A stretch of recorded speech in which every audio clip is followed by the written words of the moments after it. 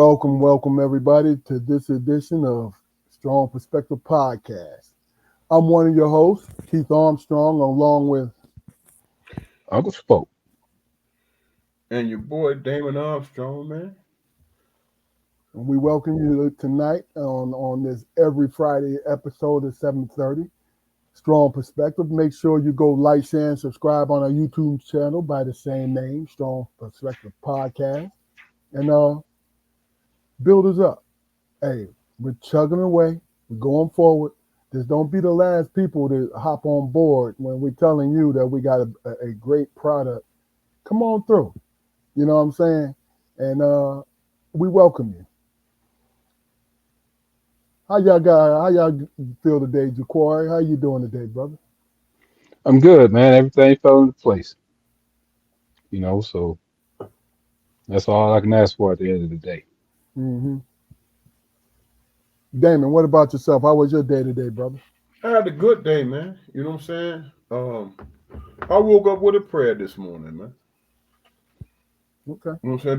Before I got out of the bed, man, and it actually worked. I had a great day, bro. So stay Okay. prayed up, man. That's real. That's real. Um,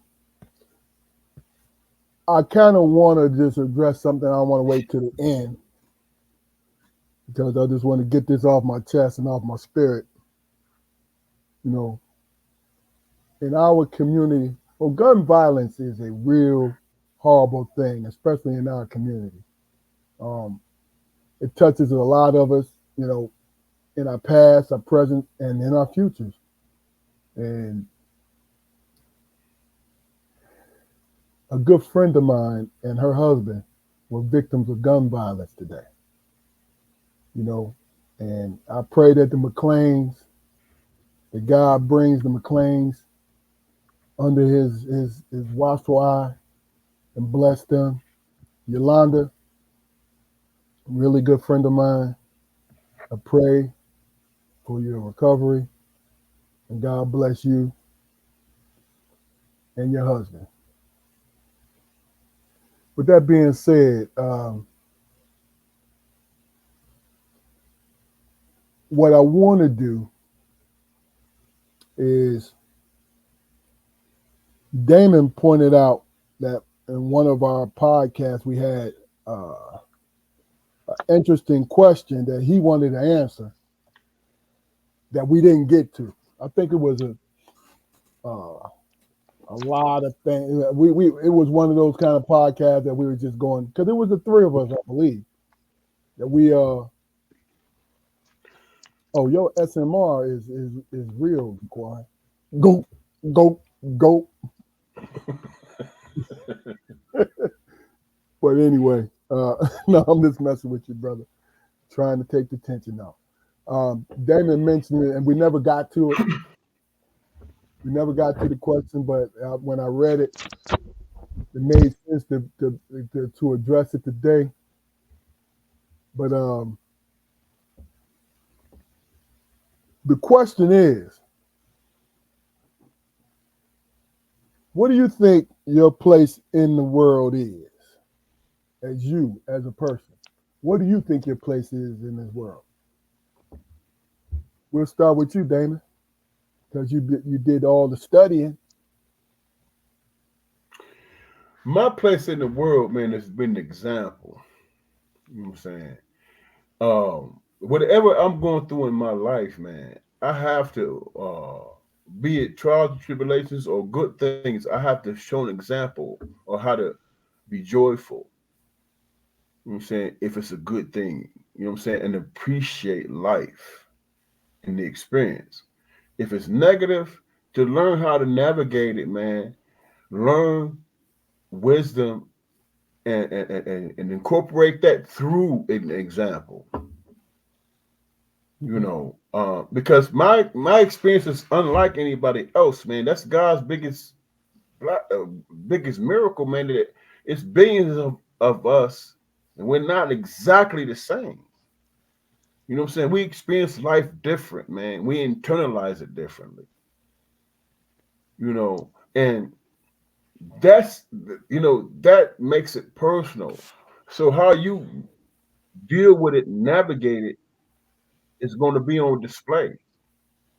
And that's, you know what I'm saying, what they say, you don't know, uh, you truly don't know uh, why you go through things. Only God knows that. You know what I'm saying? And it's for a reason. And you might not understand the reasoning, but on the other side of it, how you deal with it, how you navigate it, how you overcome it, man, it's meant for a reason. It's meant for somebody can be on the outside who don't even know you and see you going through that and say, "Wow, okay, this is how I deal with it. This is how I can, you know, go through my own situation." You will never know what life you touch, man. You'll never know what life you touch, man. But you touching lives, you know, you touching lives, and it's all contingent upon something that's greater than us, and it's meaningful, and it gives you purpose as an individual. So I don't know if that makes sense, but to me it does. That's all that matters, man. And it gives me peace and solace, man, to know that and understand it. And all I have to do, man, is try to be my best self. Okay. Mm. Okay. Jaquari, what do you think your place in this world is? I think, excuse me. I think my place in the world, man, is to do the work, man, to be as understanding as I possibly can be. Because when I was a child, I wanted somebody to get me, you know, and in regards to complexity, man, we're all complex human beings, man. But I just always had a different way of thinking about shit, you know, and I've uh I've made a career out of being a rational ear, you know. I mean, you think about all the examples of people trying to give you an advice, give you advice and guide you in certain directions or whatever. But I don't. I make it important not to do that. But you know, I will. I will play devil's advocate and let you bounce your ideas off of me. And try to help you figure shit out. You know, just a little understanding, man. If I can't understand where you coming from, I'll tell you, and then we can make adjustments. If that's what you choose to do. But just being an example, man, of somebody who will give you the time of day. You know, simply put, man, that's all I got. Okay. I think that what I think my place in the world is, uh, really and truly understanding one thing, that I'm not bigger than my immediate world. I'm a participant in it. As a father, as a husband, as a friend, as a brother, as a son, I'm a participant in it, and I do expect certain things, but you understand those certain things ain't guaranteed. I mean, like, I know you brothers are smart and all these different things, right? But I can't guarantee that you'll agree with everything that I say. And I wouldn't want you to, because then I would be thinking that I know everything and I don't know shit. So my place in this world is to be present and forever evolving. That's all I got. You know what I'm saying? I Just the mean, people. I'm sorry. no, go ahead, bro. Just to piggyback on that, man. Just in our own personal lives, man. When you in your 20s, man, what do you really know? You know what I'm saying? You don't really start getting it, man, until your early 30s, man, in your mid 30s. You know what I'm saying? If you look at everything that's happening in our country with our people and whatever, the young people, man, they just go at things, man.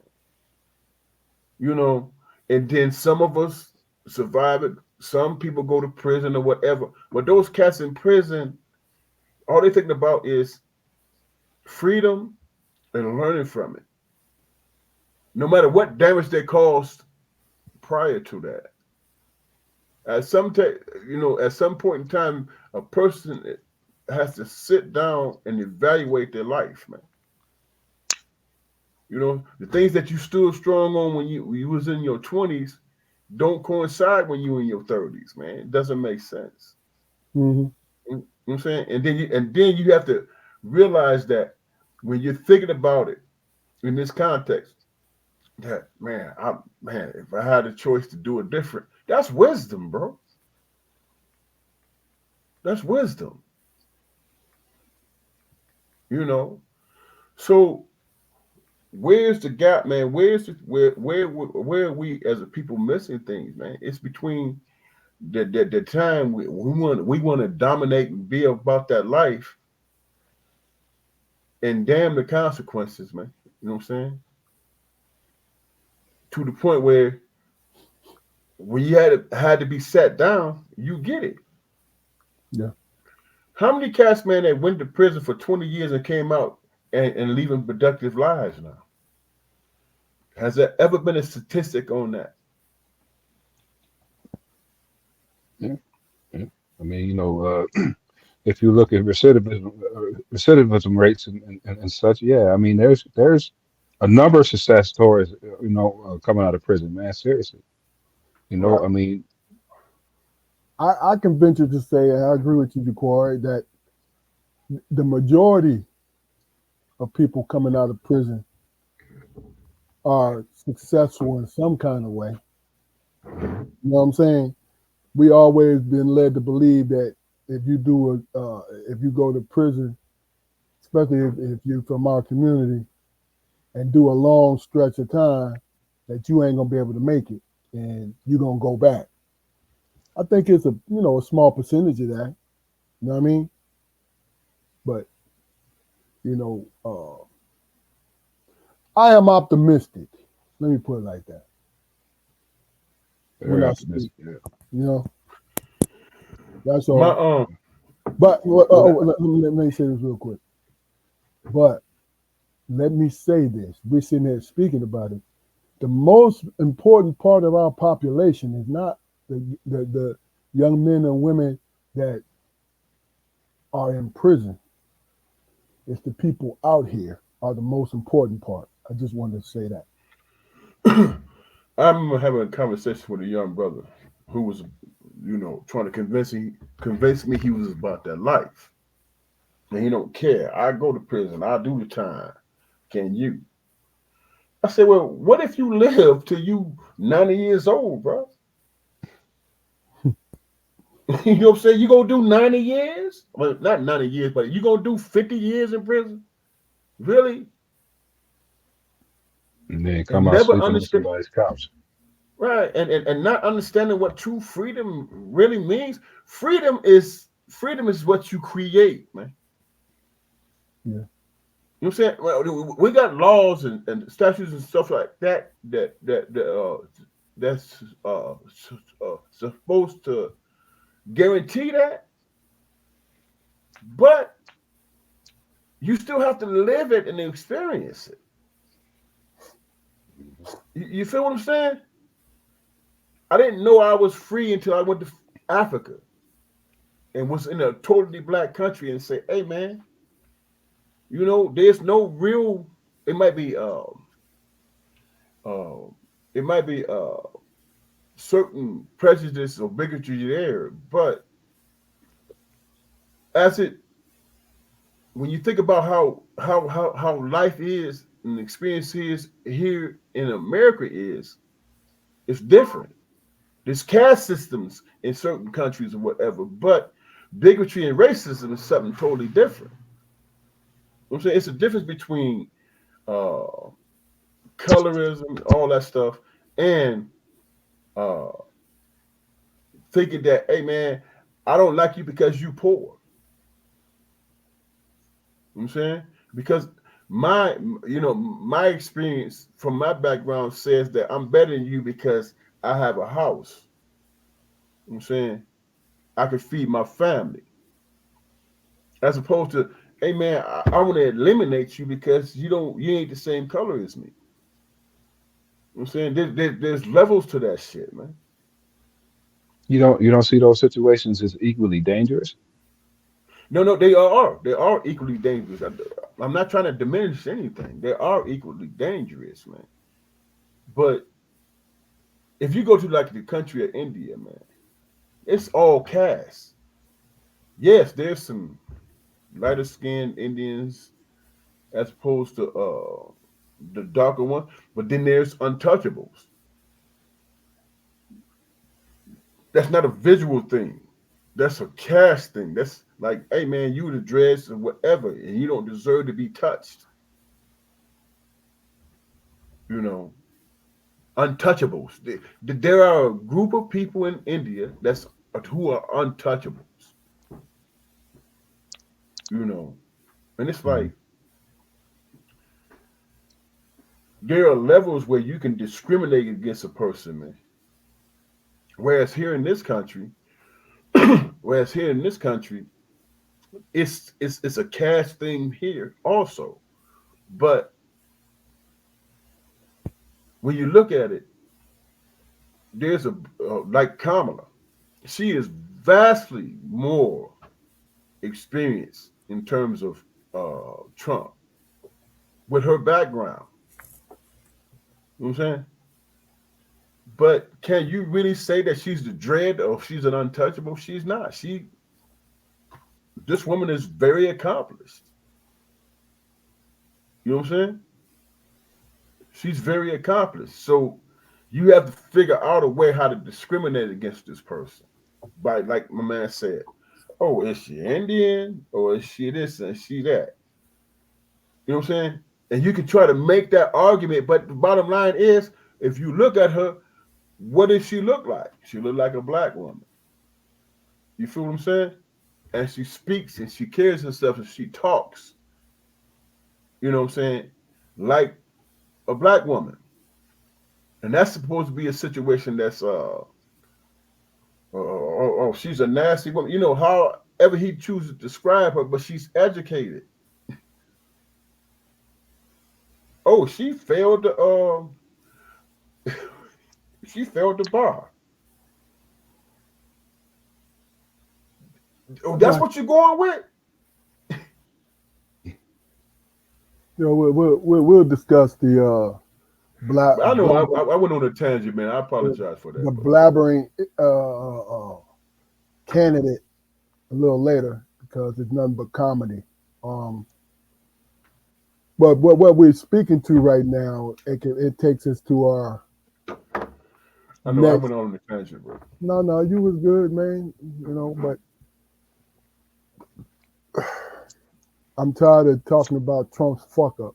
But we will talk about it though. The next question topic is it goes in line with what we're talking about. What do you think your self doubt originates from, Jaquari? Well, I mean, my self doubt originates where all my trauma originated from my childhood, man. I was an introvert, you know, classic introvert, man.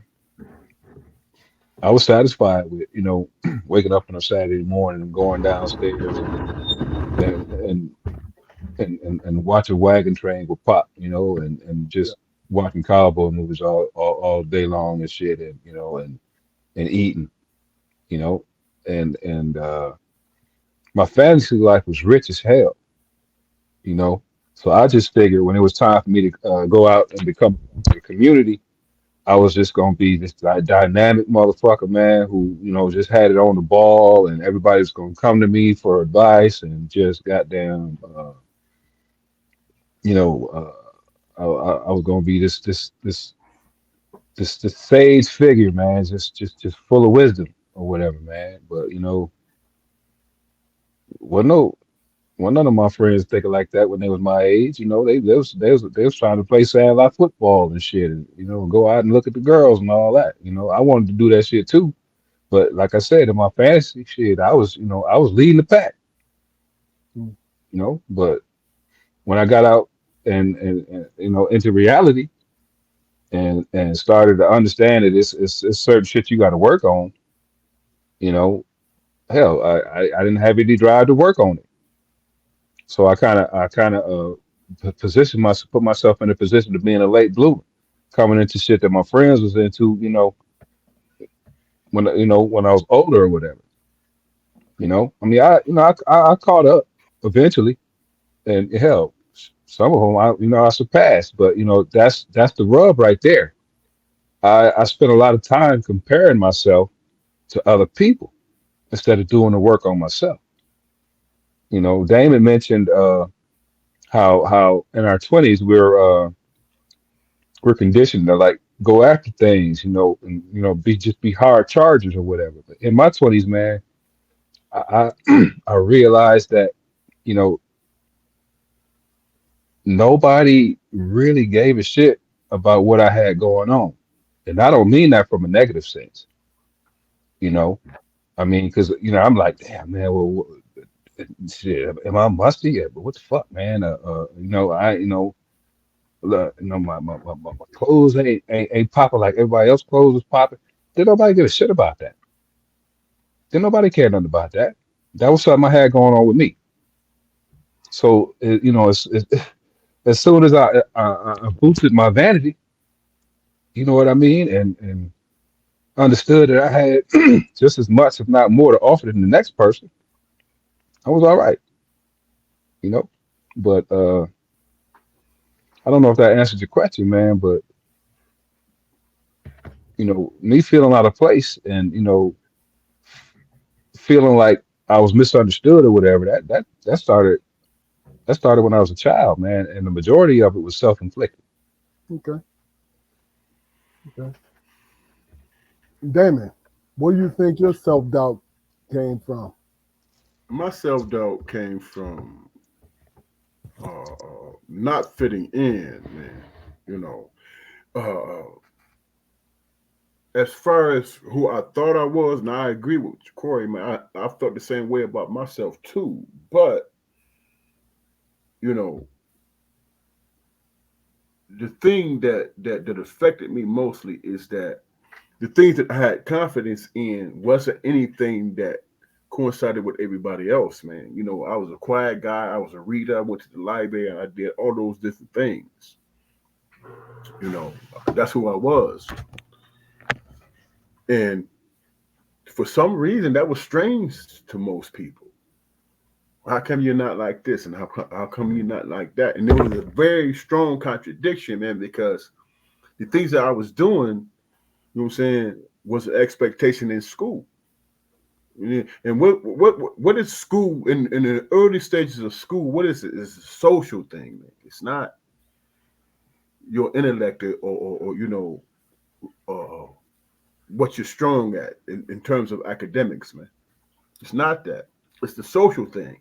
And if you that kid over here in the corner and you creating shit, they're gonna say, well, how come he's not a part of this group? We have to indoctrinate this kid.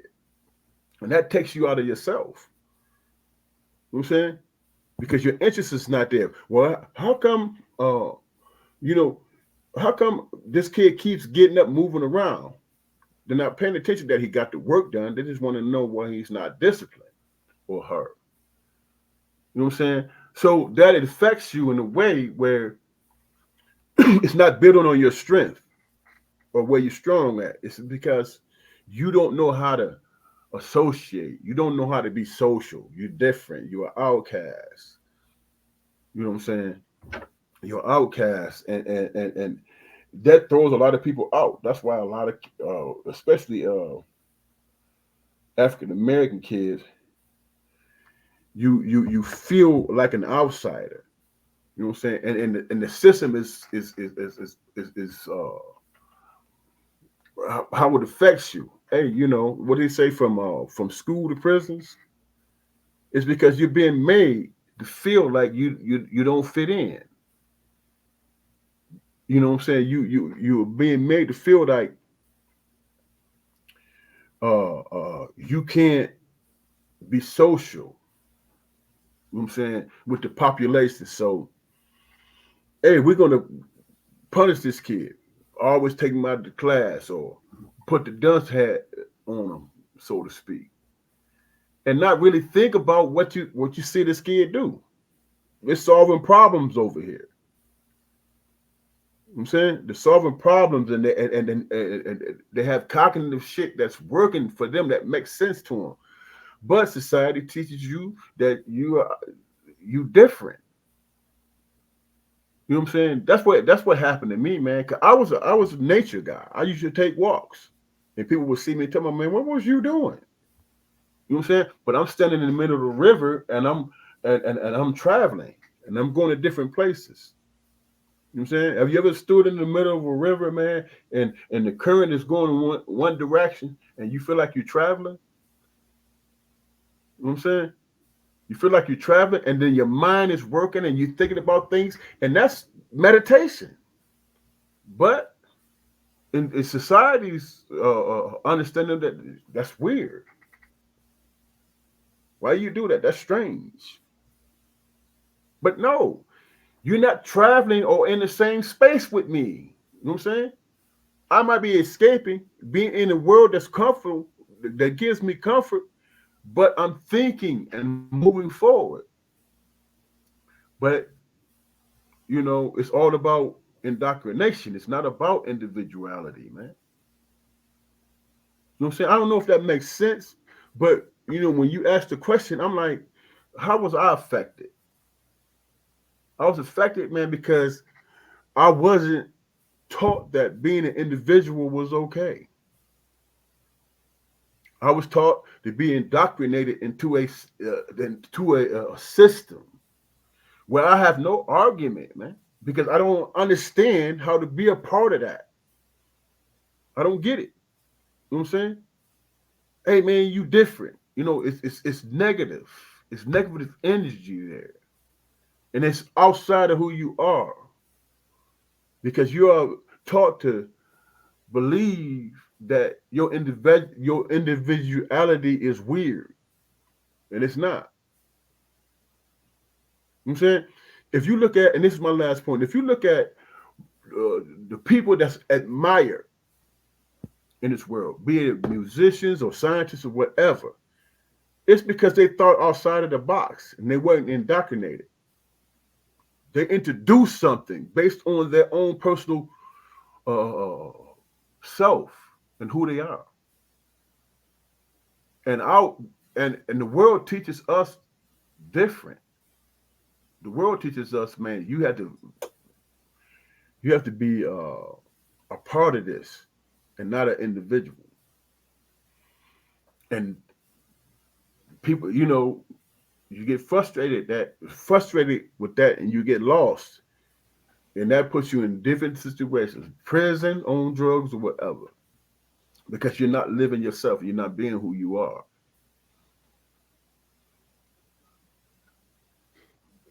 I mean, if you take into account, man, the concept of team sports, man, I mean, that's it's the ultimate indoctrination.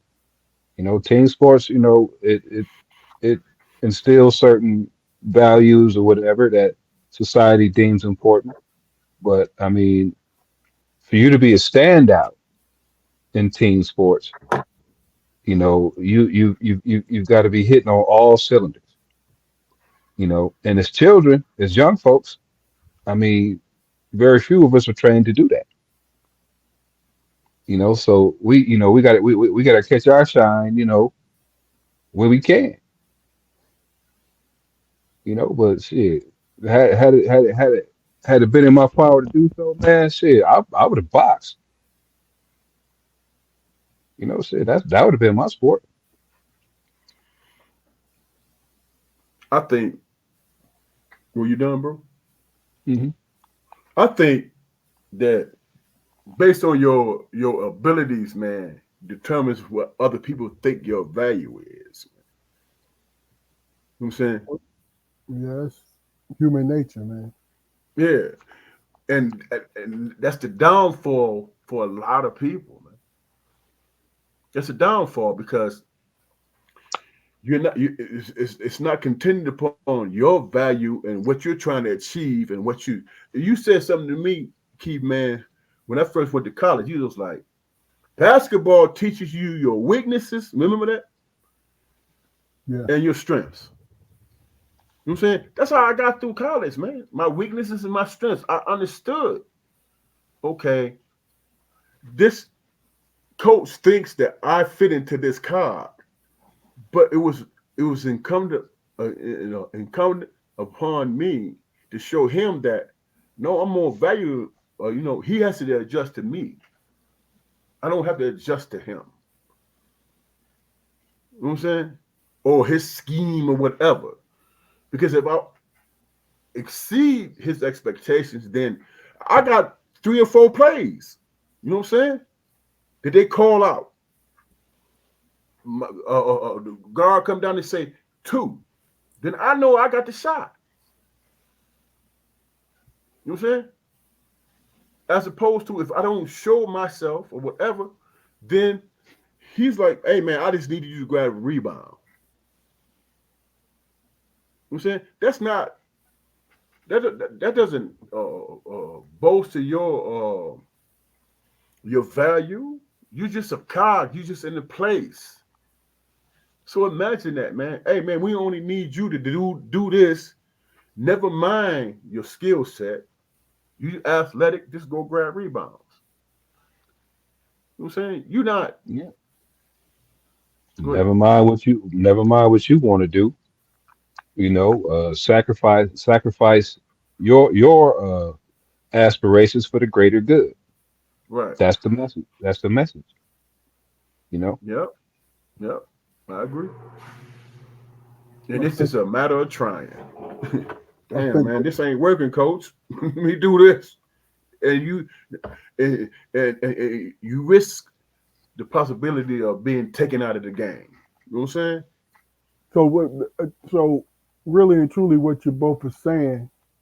I mean, I understand both your opinions, so I'm not lumping them together. But what you're saying is, it depends on how much a part of you wanting to be a part of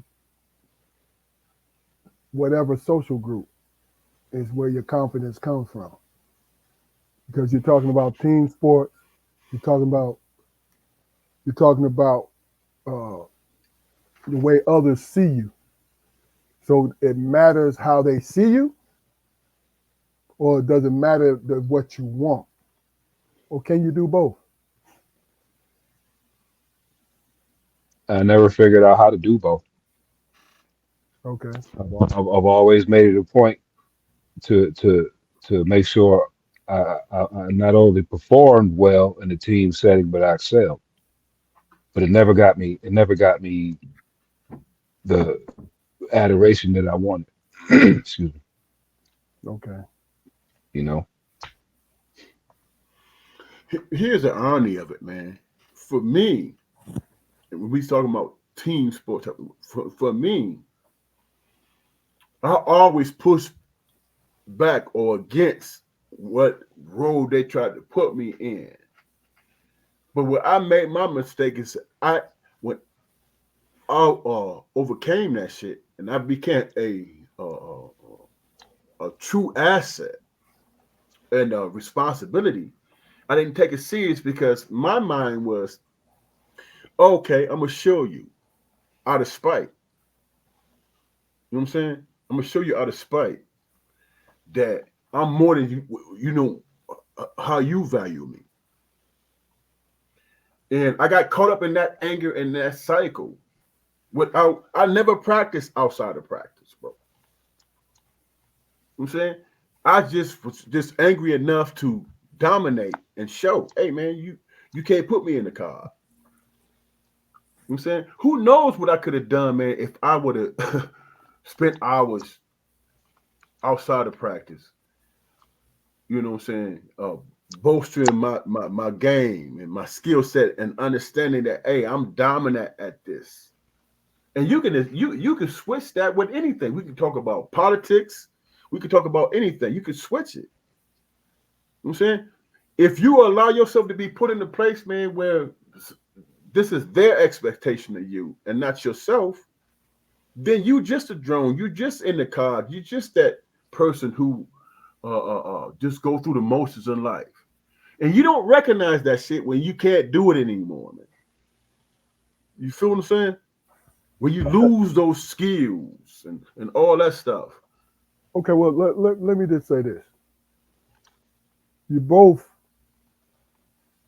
reinforces your statements by using the sports as, you know, the solidifier, the foundation of it. But really and truly, sports is only a partial part of our lives, even though, you know, all three of us in one capacity or not went to school and played sports, you know, college sports, right? But I'm talking, I'm really and truly, and you guys started off there, but then we went into the sports analogies. Self-doubt as you, as individuals. Did you have self-doubts in yourself, not from somebody else's view? That's why the key word is self-doubt. You understand? Because self is a powerful tool coming from every individual, because I get what it you're is saying. you that's making the decision to doubt, as well as making the decision to have great confidence in who you are. So, Yeah.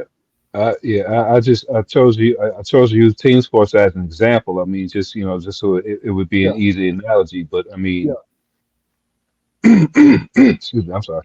As I said before, man, my self doubt came from me and my demons. I blame nobody. I blame nobody for the times I should have picked the ball up and ran it myself and didn't because I had something else going on.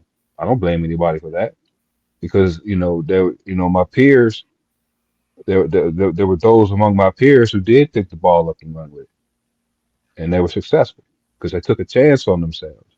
I didn't take it. Look, outside of uh, a couple of things at Eastern Michigan. After I left there, I didn't take any risk on myself. I didn't take any risk on myself until I moved to North Carolina. You know, so okay. Um, Let me just say this, throw my self doubt in.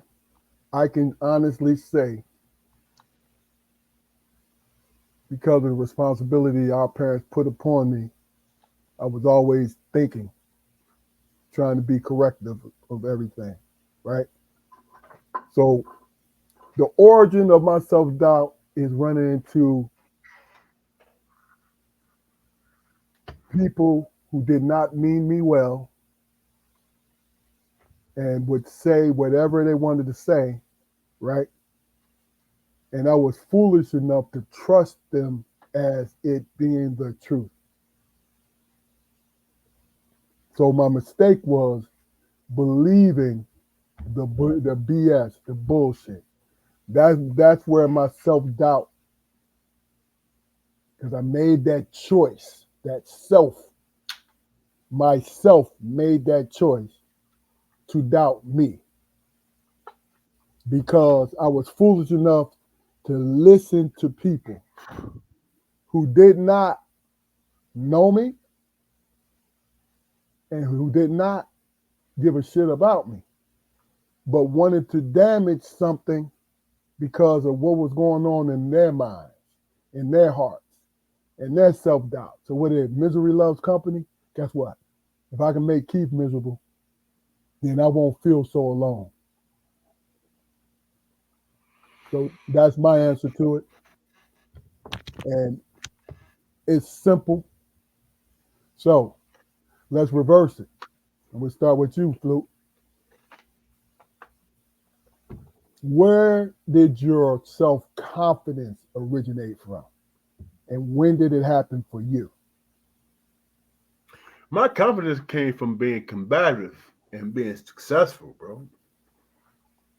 Coming to a realization that I don't agree with you. I'm gonna do it my way, and this shit work. Okay. That's where my confidence came from. You know what I'm saying? I was. The reputation on me was I was difficult. You know what I'm saying? I was hard to work with. I was difficult. I was all these different things. But at the end of the day, I had this determination, man, and this truly worked for me. I had this determination where I'm like, okay, you think you know me and you think this is how it is? I'm gonna show you something different where you have to use me. Where you won't have any choice. You know what I'm saying? And I work from that perspective. I work from that. And I saw what was successful and what wasn't, but it was all determined on me making my decisions about myself. You know what I'm saying? And they had no choice. But here is the thing that hurt me is the fact that I focused on that instead of focusing on my heights, man, what I could accomplish. You know what I'm saying? I didn't pay attention on an individual level in terms of being inspired to be my best for myself. You know what I'm saying? I did the shit based on proving somebody wrong. You know what I'm saying? So I got some accolades out of that. But then you were left with, damn, I could have did more. You know what I'm saying? And you don't recognize that until you can't do it anymore. You know what I'm saying? Or you missed out on opportunities. You know. So it's hard to balance it and say, man, what if? I can't blame what if on anybody else, just myself. Because I chose to fight something that I had no business paying attention to in the first down place. You know, because I understood that if I applied myself, I was successful in spite of what people thought who I should have been. You know, so that kind of haunts you in the end. It's like, damn, man, I'm paying attention to these clowns, man. Well, I could have been doing this, or I could have been doing that, and and they made me hate what I enjoy. You know what I'm saying? Because of their expectations. You know. Okay, Jaquari. Where did your self confidence originate from? Probably a couple places, man. The first would be my it, my self confidence came from the information, man. You know, it came from information. Period, man. Just being knowledgeable about shit. You know what I mean, and not being overbearing with it. And being able to answer questions for people. And when they do the research, they find out I was right about something. You know what I mean? That was a hell of a boost right there, man. And then, just being in situations, like throughout my work life, man, where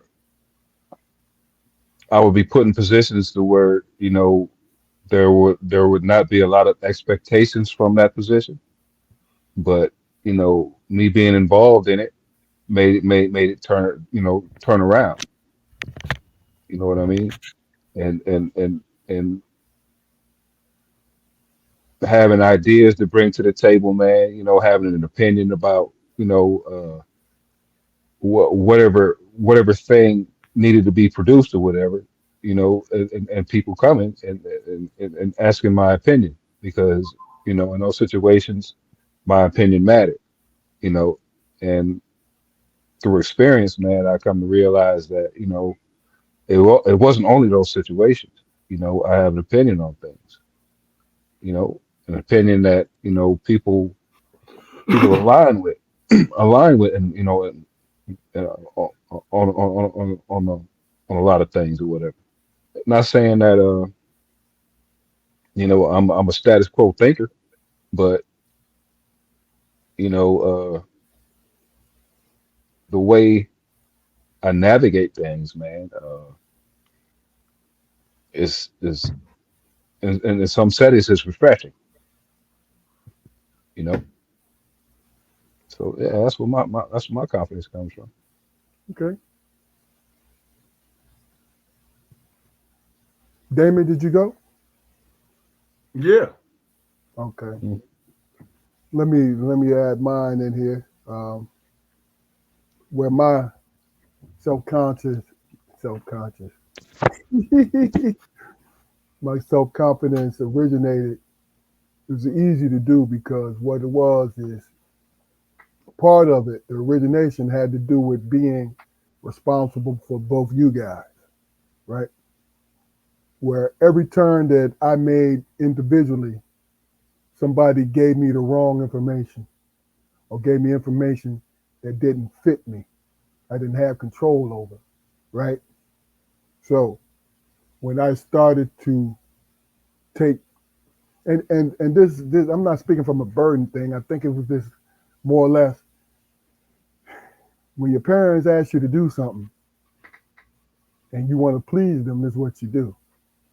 And it was always a pleasure to be there for both of y'all. So every time I was right about something that I gave you, it showed me just how perceptive I was and how intelligent I was. When we sat down and had conversations about things and different things like that. And when I go and research it and find out I was right, just by looking at it, like, yo, this don't look right. Let me wait and see. You feel what I'm saying? So that little thing helped me to identify who I was. Then anger propelled me into bullying the bully. And as I did those things, which was unnecessary, but bullying, I'm talking about verbally bullying the bully, right? So I'm not going to sit up there and argue with you if I ain't right. So you could turn around and make me look even more stupid. So what I had to do was pay attention and research it and be this. And basically what it is a mental discovery of who I was looking at in the mirror every day. It's what it was. It's where the self-confidence came from. So every time I opened up my mouth, it was not, I didn't fly off the handle and say what's what. No, I gave myself 5 seconds to think about what I was going to say, and I said it. Now, you could disagree with me. That's cool. But if I'm going to say it, I'm more right than wrong. You know what I'm saying? So everything, and that, the self-confidence piece of it has to do with knowing that you can navigate throughout this life. Whoever you meet, you can be in every room. I've always believed that I can be in every room. And when I was in rooms, I excelled. Not to impress, but go That's back key. to it. Go back to it. It's a little bit of a drone type of situation if I'm not leading. I'm going to be the best drone I can be until I get my opportunity to lead. But that's my answer. I think, man, I think the mindset I took is that if somebody proved me to be wrong, and I put forth my best argument, the only thing that happened in that situation is me learning something. You sharpened your tool. That's all I did, man. You know what I'm saying? And I would, I'm that person who would go back to the person I was arguing with and say, "Damn, bro, you was right, man," and say, "This is where you was right. I give you that," and not feel any way about it. Yep. Not feel any way about it. You were right, bro. I mean, yeah, you got that. You know what I'm saying? If I had an argument in that situation, my argument would be, why was you trying so hard to make me wrong? You know what I'm saying? Was it personal? Or was it a conversation? You know what I'm saying? Men can have differences of opinions, man. And respect each other. That's a skill. You know what I'm saying? But if your purpose is to, I want to destroy this guy, man, to make myself feel better, you haven't learned anything. You know what I'm saying? If you're in a position where you can teach somebody and realize that, hey, man, I feel good, man, that I was able to express a point, man, without being combative, and just say, hey, you know what? This is my opinion.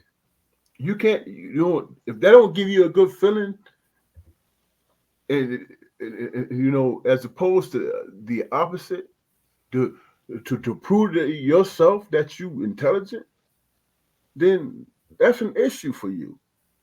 That's yours to deal with, not mine. What I'm saying, you gave me information I could use to help myself.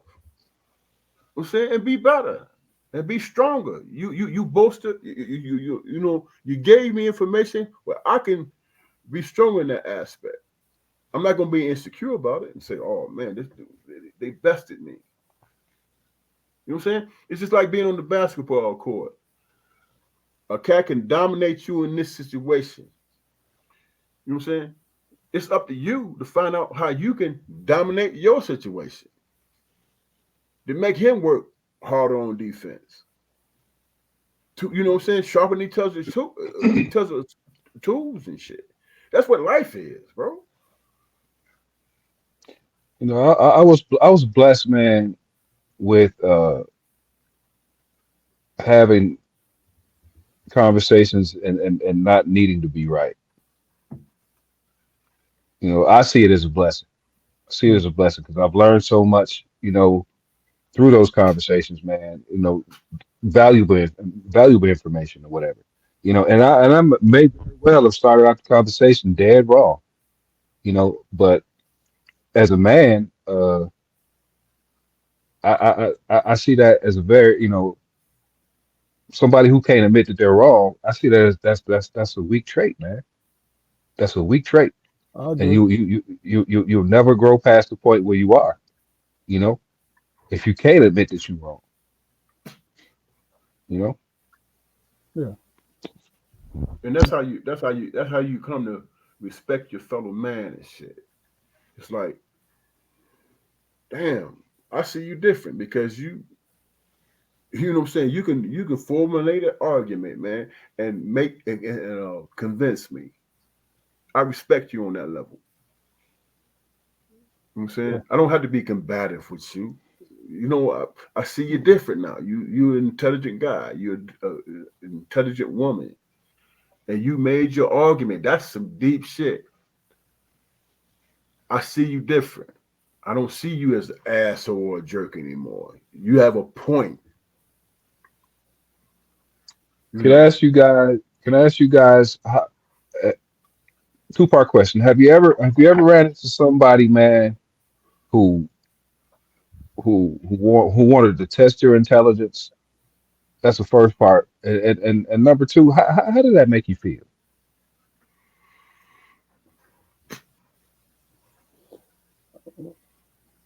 I for me, well, go ahead, Fluke. for me, it depends on who it's coming from and their motivation. You know what I'm saying? Is their motivation, man, is to operate out of envy and anger and shit and resentment, or are you It's are like you are you are you conversating on are you conversating to have understanding? You feel what I'm saying? yeah. I mean that. I mean it's totally. My question came from a standpoint of somebody trying to make you look like a clown. So my response to that is, and I call it my foolish 20s because I'm 6'9", dark skinned black man. You understand? Always been muscular to heavy my whole life. So All right, people Adonis. look, people want to be, people want, when you make them, your presence make them feel small. They want to do that. And I mentioned earlier, I've ran into those kind of people my whole life for no reason. Wasn't looking for them for no reason. But see, here's the thing. My mind has always been sharp. Now, and early on, I couldn't respond the way I wanted to. But as my tools got sharper, I'm quick with it. You understand? So to answer your question, yes, I've ran into those kind of people. And my response was, or how it made me feel, I'm like, oh shit, hell yeah. Because what I'll do is ask them the question to test the water. So what did you mean by that? Well, why don't you explain that to me? And then when they confirm that they're testing me, and I have a lot of things within my wheelhouse that I could talk about. You understand? Because it's from a personal point of view. It's not about knowledge, because that's the thing that people try to trip you out on, man. Is you look like a fool if you're not knowledgeable. I'm really quick to say, hey, I'm not sure about that, but here's my response to that. What does that have to do with this situation, and why did you ask? You see what I'm saying? And what that did, because it was always white guys who was intimidated by my size, and it was always brothers who you know how we get sometimes, right? But then there was women also who wanted this test my mettle to see if I'm worthy of their time. And I'll start from the women. I'll let them know, by you asking me that question, you are not worthy of my time. You have a good day. It's just true. I could have been interested in them, but by them doing that to me, I don't need it, right? Brothers, I'll ask them that question. But in the energy of, what the fuck is your problem with me? Right? But it's not gonna be negative unless you push me to negative. Right, right. No, I'm asking you. Because I want to make sure, because I don't believe in attacking brothers, especially the ones that I think is inferior. White guys, I invite to smoke. I really and truly do. Because they jump to conclusions. And I've had so much, word I'm looking for, fun with the white guys. And I ain't got nothing against no white guy. But my occupation, right? And you not knowing my background. Oh, Armstrong played, was drafted, played with the Bengals, but he's a basketball player. So he's a big dumb job, right? Cool, you feel me? That's fine. If you want to be that way, it's fine. But I'm not. When I was young, I went out of my way. This is you. I'm telling you, these guys, this is the first time I'm saying this. I went out of my way to let people know how smart I was. I did when I was a youngin'. In high school, definitely in high school, definitely maybe freshman year in college, until I got to the point where I don't give a fuck. Prove yourself to me. But my point is, when I got to the point, I don't have to prove anything to you. All I can do, if I'm interviewing for something, I'm going to tell you what my qualifications are. Now I'm going to give you the decision. I'm not going to kiss your ass. I could be fucking starving. I'm going to be cordial. I'm going to be all this thing, and you got all the decision in your hands. I'm not going to kiss your ass. What I'm going to do is tell you what my qualifications is. Because when I found my self-confidence, be damned to all the other bullshit. You feel me? That's all. You know how I always approach that type of bullshit, man. Two situations, man. When I know a cat is trying to get at me, man, to impress other people and all that shit. You know, my first statement is, "Oh, you one of them motherfuckers." Okay, let's get into it, bro. You know what I'm saying? That was always my approach. I'm like, okay, dude, you trying to build something off me by a challenge. So my first response is, oh, all right, man, I get you. You one of those guys. All right, I see. If you want to get into it, we can. You know what I'm saying? And secondly, man, I had this job, man, when I was working, and one of my bosses came to me. This is when I used to work out and all that shit. He said, "Hey, man, Armstrong, I need you, man. You're a big guy." He literally said this dumbass shit to me, man.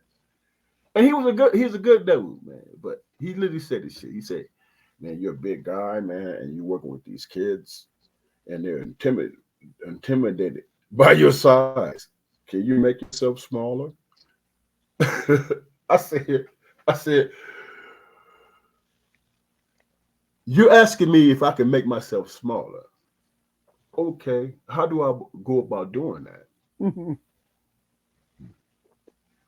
I'm just saying, this motherfucker actually got up on the wall and slid down and said, you just make a smaller approach and this and that, and try not to be so aggressive when you're talking and this and that. And I was like, dude, do you know you literally asked me something that is impossible to do, man? What? So I'll tell you what. When I see you, I'll say good morning. How you doing, sir? And this and that and that and this. So you won't be damn uncomfortable. How about that? You know what I'm saying? But I'm not gonna engage you in this dumb shit, man. I mean, that was a dumb question. You know what I'm saying? And cats that challenge you just on some old whimsical bullshit or whatever. Okay, all right, man. You one of those guys. Go ahead and speak your mind. I'm just gonna counter your bullshit and make you look stupid. It's not me challenging you, you challenging me. I don't have to address anything that I don't have to argue with you about anything. We're like, damn, dude, why would you ask me that? Or really, dude, today, the day you chose to come at me like that, I mean, why? I've been thought about you all day. You got my attention now. Let's hear your argument, man. The way I handle those things, man, is I simply tell them, yeah, I don't know, man. Now, whether that makes me look bad I or mean, or or, if it's the or truth, kills not, yeah. I mean, even if it's not, whether that makes me look bad or kills an opportunity, I mean, I could care less because I mean, yeah, first of all, I'm thinking, who the fuck are you to test me on shit, man? Like, are you doing this to everyone? yeah, yeah. Is there something about me that makes you think that you see some chink in my armor? If you do, okay, well, go ahead and rap. Go Right. ahead and rap. Yeah. Hey, dude. No Hey, I, dude. shit. I think, Hey, hey, hey, dude. It's been a long day. I'm gonna give you 5 seconds.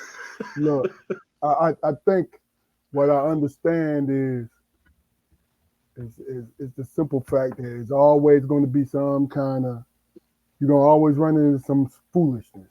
You know what I'm saying? It's a decision that you make. Now, I got time for it all until it sounds stupid. You know what I'm saying? When it gets stupid, you know, when you try to get personal. Oh, I'm gonna get you back personally, but then I'm gonna stop. You know, because really and truly, being retired now, it really reinforced how I was in my last 15 years on the job, right? That I was well equipped as I'm in my everyday when I'm not working. I'm well equipped to handle things as they come. You know what I'm saying? So going through just about everything on that job, from the terrible, the highly terrible, to the smallest mundane thing. When you go through something once and you survive it, you handle it better the next one. You know what I mean? So Yeah. to really just cut it off, I've always been a straightforward, blunt guy. Not to offend you, but like I told you and Damon earlier, I'm gonna ask you the question. So what's the purpose of this question? What do you mean? Not because I want to attack you, not because I want to push you back or I was waiting for this opportunity. No, because sometimes I'm going to misinterpret something. Or sometimes I'm going to give you the opportunity to change your mind before you say something stupid. You know what I mean? Because I always understand one thing I understand about my everyday work and just my everyday life. I make mistakes. And I own up to them. You know what I mean? Just like you said, Jaquari, you just tell them I don't know. If I don't know it, I'm gonna say, yo, you know what? I don't know, man. What do you I don't think? know. You know, what do you think? You know what I'm saying? But the thing People think about it, go ahead. people think that's a shameful statement though. And see, that's those people really and truly now, if it's your job to know, Jaquari, then yeah, you get me?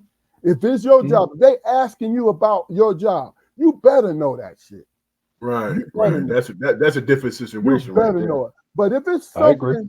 if it's something they just trying to get you caught up on, or you have a different way of you doing things than them and all this, then you have to make sure where they're coming from before you respond. You feel me? Because I don't. The funny thing about it is how law enforcement people, man, are the biggest gossips in in in forever. Because you gotta understand that, being retired from it, I understand that you are privy to every ounce of information about people. The bad part about them. You understand what I'm saying to you? So guess what? You can't hold that shit. You gotta go to your coworker, like, yo, man, this motherfucker, blah blah blah. It what it does is stop you from losing your sanity. So you're a gossiper. My wife called me a gossiper today. I said, no, I'm not. Then I stopped. You know what I'm saying? I stopped because I said, you know what? By nature, for 30 years, that's what the fuck I was, because we have so much information. Cuz, what's going on, baby? What's going on? What's We got going on? we privy to so much information, man. We really and truly are. So But let me ask I you a don't question, like Keith. when motherfuckers challenge somebody else's manhood because they did it differently from them. Now, if I'm in the middle of a fight, the one thing I understand about myself is I got to get myself out of it. Even if I got backup, I got to get myself out of the situation.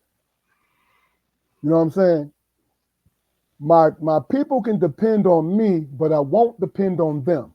Meaning, I don't have an expectation of them. But when they come through for me, I acknowledge them. Like, thank you. But I'm not expecting them to come because I'm in the middle. I'm in the middle of this shit. So I can't think about who coming. You know what I'm saying? I'm thinking about who's here. You know what I'm saying? So not just going on a tangent. I'm not gonna go on a tangent, but that's my point though. It's like people want to make other people look small because they feel small. Let me ask you all both this question, man. When it comes to the jobs that y'all do, man, isn't it about protocol and policy, man? And if you just follow that, you don't have to get involved with all the other bullshit, man. No matter what a person do, or they're being combative for whatever. As long as you following policy, can't you go home with peace of mind? If you're doing your job, you're doing your job. Now, I also understand this. I used to teach this to all my trainees. There is a professional way that we do things. That list that we have when we go on a call. Follow that list. Now, some of those parts of that list, you can veer off a little bit if you're trying to help somebody out. You understand what I'm saying, T? You know what power you have. Right. But right. I agree with you, Damon. You follow the policy and you won't get in trouble policy-wise, right? But you also got to be aware of if you're going to help someone out or be aware that you can't drop your guard. It's got to be always professional. You know what I'm saying? It's always professional. You know, it's not going to prevent anything, but what the thing about it is when shit happens and you got to write it up, you got that line that you went through and you can go back and recall everything that you did. Jaquar? Yeah, you can follow in my position, man. You know, you can follow policy, man, and at the end of the day, go home with a clear conscience. But uh, if you're going to be impactful, man, you have to, at least listen. Okay, yeah, there. I'm gonna do this A, B, C, and D, but I want to know what your motivation is, man. If you can't tell me your motivation, then it is what it is. But if there's a reason why you chose to do this particular act, and that reason, is detrimental to your development, then maybe at some other point in time we can talk about that reason. Yeah. But I got to be approachable enough for you to open up. So your when position you is therapeutic. Yeah. So when you come, I'm not necessarily going put the hammer on you in the beginning. If it's bullshit, I'll tell you, yeah, it's coming, bro. Yeah. It's coming Well, because on the you was wrong. yeah. Because you was wrong, and you was wrong because you just told me you was wrong. Okay. If you can understand that. Yeah. Well, let me address this on the screen because this put up here, right? It said, what does policy look like in law enforcement? Now, I can get you, I can just go down to how I followed it. When I say policy, meaning how you treat people. If you're in a traffic stop, before you pull the car over, you get on the radio and you tell them the description of the vehicle. Just give you an example. Description of the vehicle, where you are, how many occupants, and all of that, right? And the license plate number. You feel me? See, that's the policy, what I'm talking about, what you follow. Then when you get out, when you walk into the vehicle, you make sure that you do certain things. Most officers make sure they touch the trunk area with their palms. They do that because They do that because you want to leave some kind of evidence that something crazy happened. And then you go in and you talk about, you greet the person in a pleasant way. No matter how pissed off you are, you know, you greet them. Unless you're dragging them out of the car, you greet them in a certain way. Hey, listen, how you doing today? Can I have your license and registration? The reason why I pulled you was blah, blah, blah, blah, blah, blah. You see what I'm saying? Now, those are the kind of standards. When I go into a domestic dispute, I go and knock on the door. I make sure that there's no one hurt in the house and no physical damage that's done to anybody in the house, right? And then I separate the parties. Me and my partner would be in eye shot of me, and he's in eye shot of, he and her is in eye shot of I'm in eye shot of them, right? And we get the stories of what happened, right? Now, if I'm the primary, they already got the story. Maybe it's the victim. They already got the victim story, right?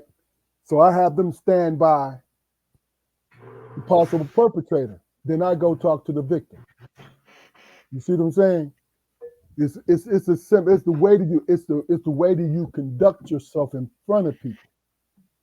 Because part of being a professional is being, especially if this is a little traffic stop or say somebody called and there's a burglar around the house. You go there and you are talking to the victim, making sure that they are at ease. You go check every window, you check every exit around the house. You conduct yourself as a professional. That's what I meant by when I do everything by the book. It will help me go back and recall if something happened. Say if somebody, I walk around the house and then next you know, and it's happened before, next thing you know, somebody jumps out the trash can. Now I'm chasing them through the woods. And when I catch them, right, and place them under arrest, now I know I go back to when I talked to the homeowner, when I did this, when I did that. You see what I'm saying? And then if I go to put my hands on you, that's definitely being a professional about it, because there's an escalation. You ask, and then you go soft hands if they are insistent on resisting, if you're going to arrest them. You see what I'm saying? See, that's what I'm talking about, because when it comes to understanding what you should be doing in all this. And then the most important thing, the very most important thing is when you go into somebody's home or you deal with them on the street, they are human beings. And you talk to them like they're human beings. You feel me? You know, I look, that's the best way. And it was 30 years worth of that, because I came up with that because I was on the other side before, and I understood that how I was treated. And I knew I wasn't going to treat people like that. But I was careful now, but I was going to treat people the right way. You feel me? You know, I mean, look, I ain't mean to get way into that, but I saw him, you know, I saw Cuz put that up there. You know what I'm saying? And but that was the furthest thing from my mind becoming a law enforcement officer. I tell people that shit all the time. Furthest thing. But then I had my son and my wife, and I needed a job. You know what I mean? Now, understand something. I've had people say to me I was a sellout. And I would look right at them and say, do I know you? Did I grow up with you? You don't know shit about me. Well, that's an easy argument to come come with. with. The next thing I would say is, why am I here? You understand what I'm saying to you? Don't talk to me like you stupid, because that's the thing, that's the go-to. You know what I mean? You know, going to the little white houses and to be called out of my name and all of that, right? And to have to hold it. To have to hold it and have restraint. You feel me? So you know what I started doing? I would look right at them and laugh in their faces. It was a little Me too. unprofessional. It was a little unprofessional. It's real. Mm-hmm. But all it did was piss them off more. And I did my job. You understand what I'm saying to you? Yeah. That's all. Right. You know. Yeah. Look, you ain't lived until you had a 16-year-old white kid call you a nigga. And not like and this is no justification, but not hard art, but yeah, it was you know, good morning, man. What's up, my nigga? Ooh, And you're like, whoa, yeah. like, okay, and then you know, mind you, it's a room full, you know, black and Spanish kids or whatever, and they all saying it, all of them, and they Yeah. all accept it, Look, but you and they stab, all accept it. but he cannot get away with calling you that. Not at They, all. they can say Hell that. I don't even, no. Yeah.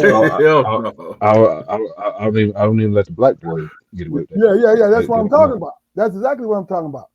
You know what I mean? Okay, let's Yep. get this last question and we'll bring it on home. This should tie everything in a nice little bow.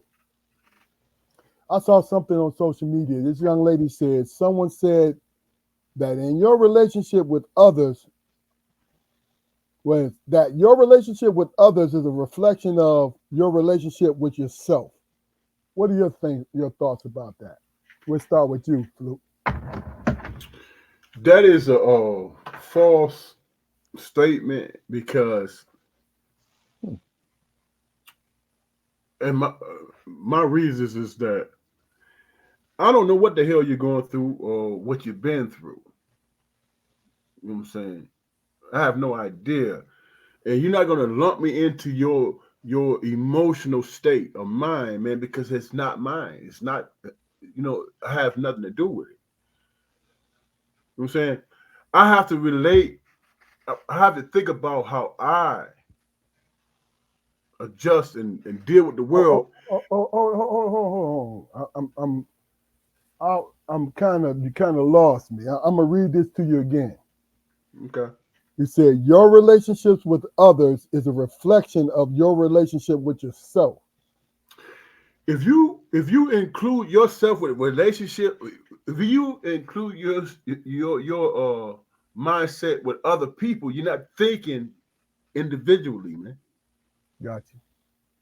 Okay. You're not thinking individually. You're trying to be indoctrinated in terms of functionality. Hey man, this is how the world is, and this is how I'm gonna function. If the world gives me hate, anger, and resentment, then I'm a respond in kind.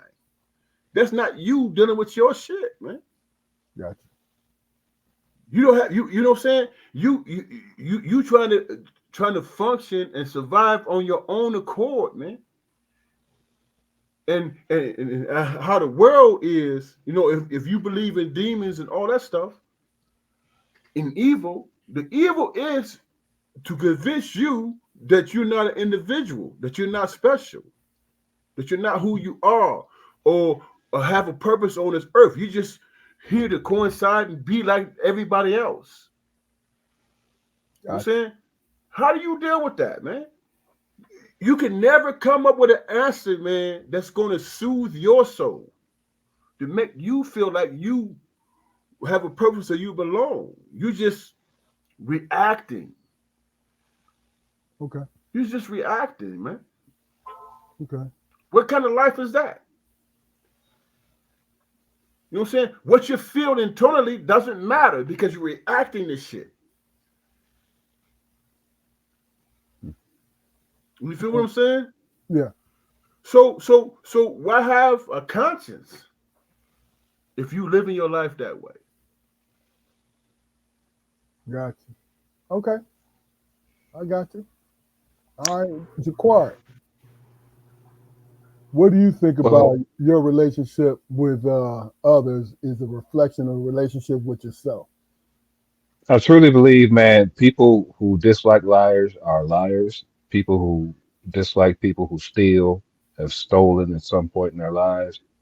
That the things that we absolutely hate about ourselves, you know, we see those traits in other people. We absolutely despise it because we know we are that. You know what I mean? I mean, you take somebody, a person is homophobic, for instance, you know, in some cases, man, they could be fighting those urges. People who go out and gay bash and stuff like that. Oh well. I mean, it's I, something to be I, said, man. I mean, No. I that's hear what you're I, saying, man. I get you. I get you, but People have to address that, man. If that's the case. You know what I'm saying? I got you. But go ahead and finish the core. that was just about the gist of it, man. Like if I'm dealing with a person, who procrastinates, man, I'm the biggest procrastinator I know. Something is just a simple example or whatever. I ain't gonna put my deviance out there now. No doubt. Look, they say the laziest people make the greatest supervisors. They know all the tricks. Yep.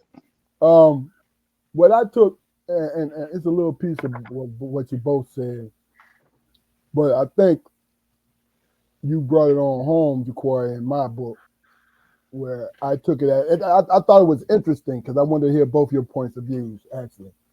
Um, when they say birds of a feather flock together, so when you're around someone that you're comfortable with, right? You see, you see a lot of yourself in them. You know what I mean? Or they may be the opposite of how you see yourself. So that's the opposite reflection. You feel what I'm saying? Where I don't think it's a correct. This young lady. It was her passing thought. This is how she felt at the time. You feel what I'm saying? So I think it would be a hard thing to do, other than just like I said, birds of a feather flock together. You go find people with like minds. You feel what I'm saying? So if I feel like, say, if it's a deviant where you like fucking hard candy, right? That ain't no code, it's just actual candy. You like hard candy and people saw it as a deviance, right? And then you ran into 3 or 4 people who always got hard candy in their pocket. You gonna fuck with them. You know what I mean? No, that's just that's the way I took it. Now, anybody else have a different opinion? That's cool. Please put it in the comments, because if you do, I'm gonna make sure that we address it. Later. All right. Well, look. What about if you misguided and misled and shit, man? Because you didn't have people to teach you how to be an individual. Well, that's the whole point of it, You know though. what I'm saying? I mean, that dispels that birds of a feather flock together, doesn't it? Yeah. I'm reading what Cuz is saying. Every face to me is the image of me, and I am the face of God, and as He is me, we all are some type of reflection of all of us, like us all have a perspective. True statement. True statement. True statement. We all have a perspective of how we think, Yeah. and that requires us to be honest with ourselves, right? Yep. Yep. But that's the hardest endeavor, man. Oh, And it, to really be honest with yourself, man, Mhm. because you help yourself get over your shortcoming. So you lie to That's true. yourself. You Well, lie to do, do you get over your shortcomings, or do you just put a band-aid on it? that's exactly my point. It's what Insecure. you do. So once you try to you challenge yourself to be more real about who you are and who you see in your reflection, you pull the band-aid off. You know what Right. I'm saying?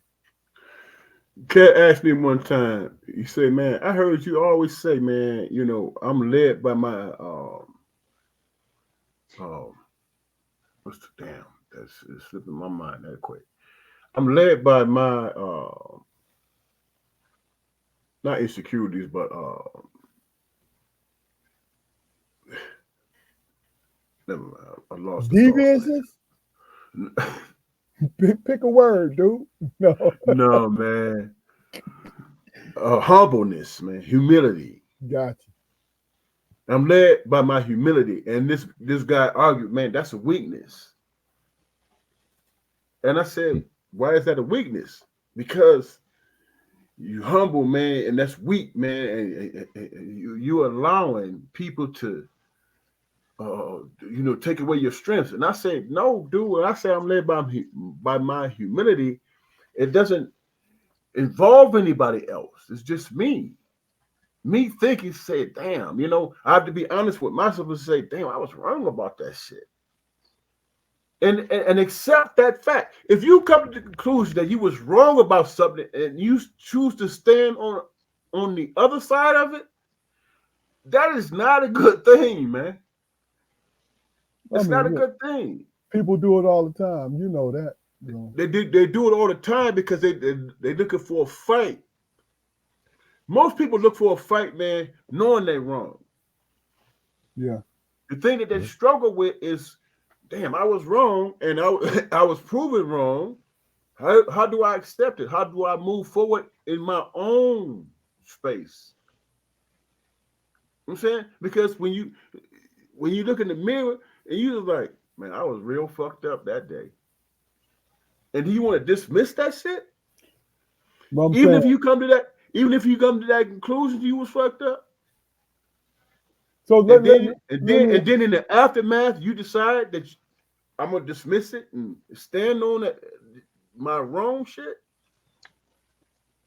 let me ask you this real quick. Is it being humble or is it being apologetic? Because there are two different things. You can apologize, man, and call it neutral, a standoff, and not accept responsibility for your own personal actions, bro. Apology? You saying if you apologize and you're not accepting your How many own times? responsibility? Let me ask you a question with a question. How many times can apologize and didn't deal with their own personal shit? You know what I'm saying? You But yeah, you you could but do we? you can question an apology, man, because you don't know where it's coming from. Is it But coming from a genuine place, bro? okay, okay, good point, and it makes sense. And I'm not disagreeing with you. I'm just what I'm doing is haggling over the words because it's apology and it's being humble. You know what I'm saying? Mm. Now, you When can I you can argue the veracity of whether or not these people are being genuine when they apologize. You know what I'm saying? But yeah, do you guys think they're two different words, meaning two different things? It's absolutely. two different. Yeah, when I'm humble, it's a choice. I don't. I've never been humble out of fear, and I've never had any reason to apologize for it. I'm humble, because I know that I make giants tremble, You and make whether or what? not this situation, I make giants tremble, Okay. and whether or not this situation goes right or left is totally under my control. You know what I mean? Yeah. I don't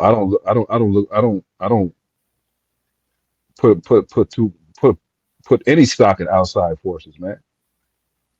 You know, I walk shit. Well, I've been working on my. You know, I bought me one of them posture correctors, them medieval strap shits to keep your shoulders back or whatever. Because I've been trying to work on my posture, man. Now you want to walk around like you want to fight a motherfucker all the time. That's what I'm Just saying, with, man. You just 50 years old. just with my chest out. I mean, like I used to stand up straight. I got you. I used to Man, stand up straight, but the years done weighed so heavy on my shoulders. I stoop when I walk now. I don't like it. I So got you. I'm trying to correct it. Makes sense. Makes sense. Yeah, but I mean, people who are humble out of fear, man. I mean, you know, are usually apologetic about shit.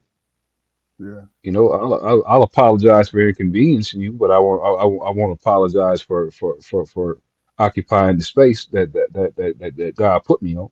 Yeah. I but think. is that Go ahead. go ahead. No, go ahead. I'm listening. The question I was going to ask you, Corey, is it a misnomer to say you apologizing or you being humble out of fear? Being humble is a personal thing. You know what I'm saying? If you're being humble out of fear, then that's another whole other subject, man. You're not addressing the thing. I don't think so. I don't think so because I mean, you know, I'm quite sure, you know, we've all, you know, heard statements of people saying, yeah, you know, I had to humble that motherfucker, man, and you know, and put him in his place. Well, that's the negative connotation or whatever. I don't have Right. anything to do with that. I'm humble because, you know, I know what I can do, or I have a pretty good idea of what I can do if I'm pressed, and I don't want to be pressed. So I control myself for Right. you know for the sake of the good, for the sake of the greater Right. good. Exactly. Exactly. I So agree with you. so let me ask you this: are we actually using humble in the wrong way? Well, I think he just addressed that. You know what I'm No, saying? no, no, no. I understand that. I'm not disagreeing with neither one of you guys, but I'm just curious. Definition of humble. I want to know. I want to know what it is. You looking it up? Yeah. All right. Oh, shit. It If we says gonna have, having or showing a modest or low estimate of one's own importance. And the sentence that comes with it is he was humble about his stature as one of rock's history's most influential guitarists. mhm. So you purposely pull yourself back, and you I don't. do in a lot of situations. So you don't promote yourself then. I don't because I mean, you know, when I'm hitting on all cylinders, I don't need to Yeah. because I mean, you know, I got other people cheerleading for me. I mean, whenever you find yourself in a position where you got to cheerlead for yourself, I mean, you're doing something wrong. Now That's part of it. here's the negative joint. It says a low social and